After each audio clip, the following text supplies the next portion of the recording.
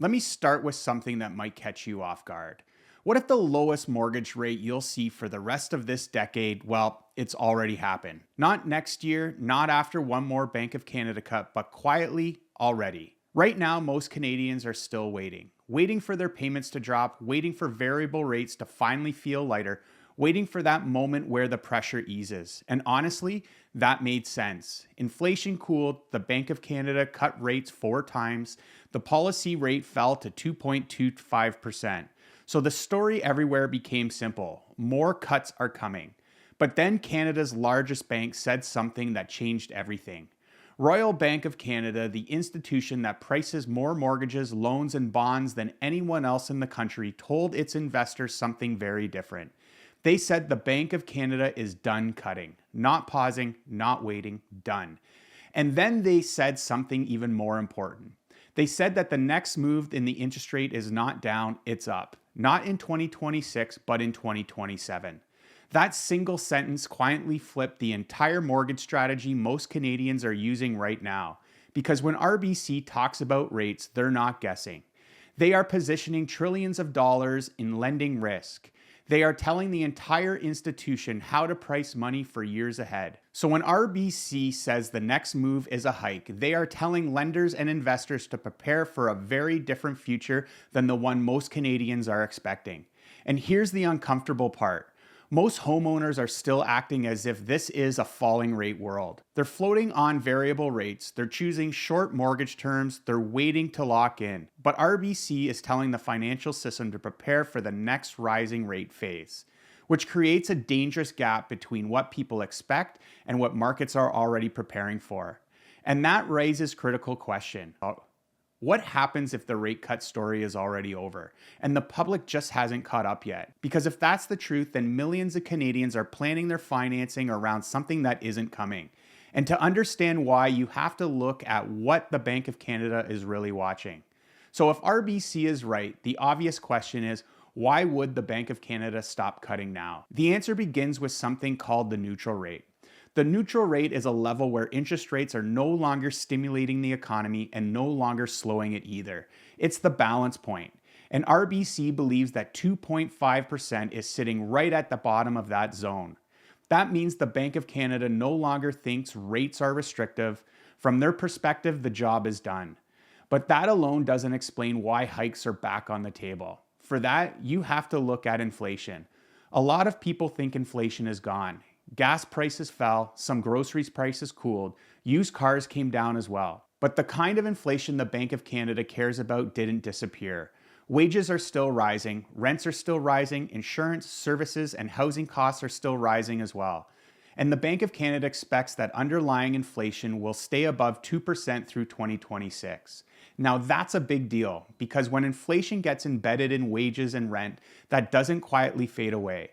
If the Bank of Canada cuts rates too much, too fast, inflation can come back. And central banks around the world learned that lesson the hard way in the 1970s.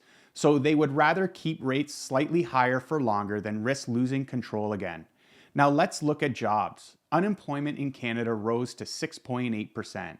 That sounds scary, but it didn't rise because people were being laid off. It rose because people started looking for work. That means people felt confident enough to re-enter the labor market. That's what economists call a low hiring, low firing environment. Companies aren't aggressively hiring, but they aren't cutting either, which means incomes are still flowing, spending is still happening, and inflation pressure stays alive. That supports holding rates, not cutting them. Then there's debt. When rates came down to 2.25%, Canadians didn't suddenly get cautious. They borrowed. HELOC balances started rising again. Variable rate debt grew.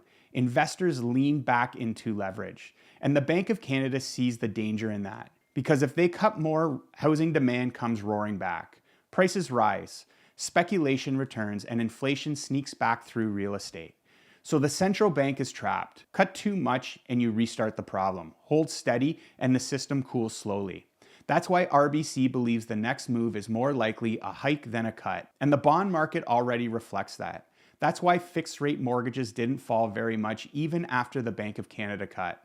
Markets don't price today, they price what comes next. And right now, they believe the low point is behind us, which means the environment Canadians are planning for may not be the one they get. This is where everything we talked about starts to get personal, because every decision you make with your mortgage right now is based on one simple belief, that rates will go lower. And if that belief turns out to be wrong, everything built on top of it changes. If you're a homeowner with a renewal coming up, waiting for cheaper rates might feel safe. But if the floor is already in, waiting could mean renewing into a higher rate world instead of a lower one. If you're thinking about buying, you might be telling yourself that affordability will improve once rates fall again. But if rates don't fall, what changes isn't affordability, it's competition. As soon as people realize cuts aren't coming, buyers stop waiting. And if you're an investor, hoping for cheap debt is no longer a strategy. Cash flow, stability, and flexibility starts to matter far more than the rate on paper. The people who struggle in the next phase of this cycle won't be the ones who face high rates. They'll be the ones who plan their lives around low rates that never arrived. So the real question isn't what the Bank of Canada will do next. It's whether your plan works if they don't do what everyone expects. That's the difference between hoping things get easier and being ready if they don't. And this is where the story really becomes real, because what RBC told us isn't really about 2027.